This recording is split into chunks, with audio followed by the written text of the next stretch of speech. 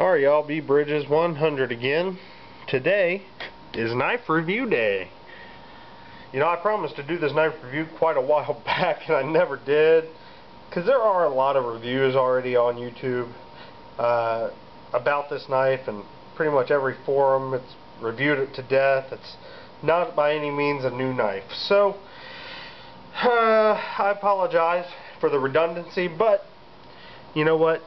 Just because I own it and I use it, sorry, there's stuff here on my table.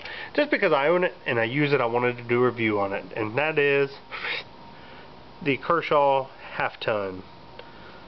Alright, I'm sure many of you are already familiar with this knife. As I said, it's been reviewed to death, but why not do another review? What'll it hurt, you know?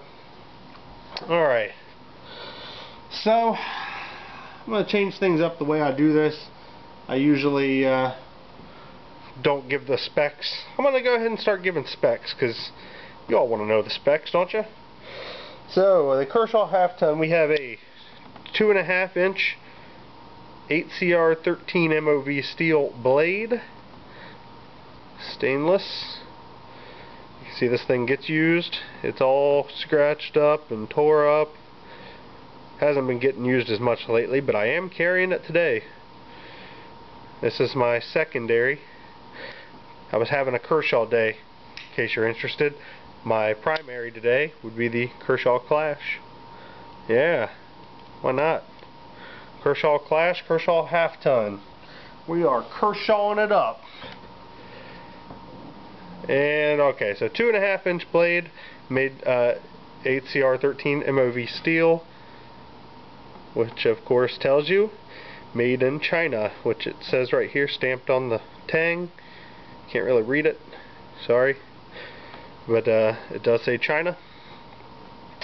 The handle is 3.625 inches in length, so the closed length would be 3.625.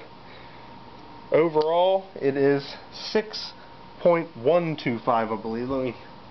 Yep, 6.125 inches overall open. Liner lock, pretty thick liner lock too, if y'all can tell. It's pretty thick, and the lockup on it is solid, rock solid.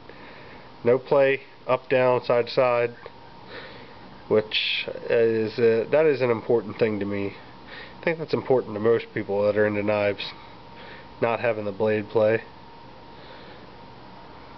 Got a nice little pocket clip here, shaped like a wrench. Actually, it can even function as a wrench if need be. It kind of does already. That's what holds this side of the pivot. You can see the pivot right there, the pivot pin. That's what holds that pivot pin still, so you can loosen or tighten the pivot screw. Pretty interesting. Or you can even remove the pocket clip altogether and use it for any other nuts or bolts that might be this size. Pretty interesting pocket clip. It is the Zytel or the FRN scales on here, the handle material, with Santoprene inlays, or onlays, I guess. It's not really inlaid in there, it's onlays. And I don't know if they're supposed to provide grip. They don't really provide a whole lot of grip. They feel a little more rubbery than the, you know, the FRN there, but they don't really provide much grip. So I don't know, maybe they're just strictly decorative. You know, got a little bit of jimping here on the plastic, which it actually does, surprisingly, it does provide a little bit of grip there. Well, quite a bit of grip. For plastic, I'm shocked at how much grip that provides. You know, but it is small, so I mean, it's a 3-finger grip on that knife. You see how it fits in the hand there. To get 4 fingers on it, no, I would need to ride up on over the choil there, and I'm not comfortable with that, because that's a sharp blade.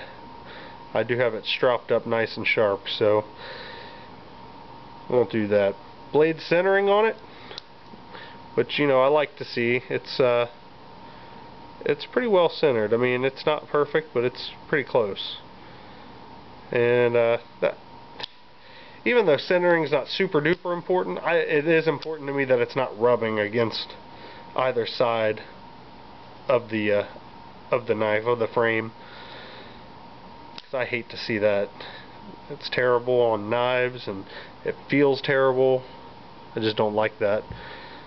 But anyway, just a short little review for a short little knife. The Kershaw Half Ton. One spec I didn't give, the weight on it. It is, I believe, 3 ounces. That is a 3-ounce knife. Because of the size of it, to me, it depends on how you hold it too. The size of it, it almost feels like a 4-ounce knife. It feels a little heavier than 3 ounces. But so they say it's 3 ounces. I believe them. It's just a really small knife, and it's really beefy. You can see how broad that blade is. Super broad blade. That spear point. Real broad spear point. Got this nice swedge on top here. Really cool looking design. Cool looking spear point blade. I'm not usually real big on spear points, but I like this one. I do like it. And man, it is so smooth. The action on it is just buttery. Buttery, buttery, buttery. I have higher quality knives, even like Spyderco's, that are nowhere near that smooth. So it is just super duper smooth. Yes, I said super duper. I think I've said it a couple times now, but whatever. You don't like it, don't watch or mute me or something. This is the model 1445. Didn't mention that. Ambidextrous thumb studs. Thumb studs could be a little better designed. These aren't the most comfortable thumb studs in the world, but they're okay. See how fast that flies open? Barely putting any pressure on it and just flies open. It's all open construction there, flow through, whatever. See my hand on the other side there. Got two little standoffs in there. It almost feels like there should be a third one down here. I don't know why. It doesn't really have a lot of give. It doesn't need it for stability. I think it would make it look better. I don't know why. To me, it seems like it would look better if they put one more standoff down there. But I suppose that could affect the price point also. I paid, I think, shipped, I think I paid $12 for this knife. So, adding more to it obviously is going to change that price point. But you got this little lanyard hole here, which really is no different than the size of the scale, the screw holes for the scales. So that's another reason why it just seems like, why not just put a standoff there? Say forget the whole lanyard hole. That lanyard hole, I mean, you're not going to get anything through there. I mean, unless you're going to put like a yo-yo string through there. It's pretty small. But anyway, that's it. That's the video for you guys. If there's anything else you want to know about it, you can leave me questions or anything down in the comments. And if you haven't subscribed to my channel, come on now.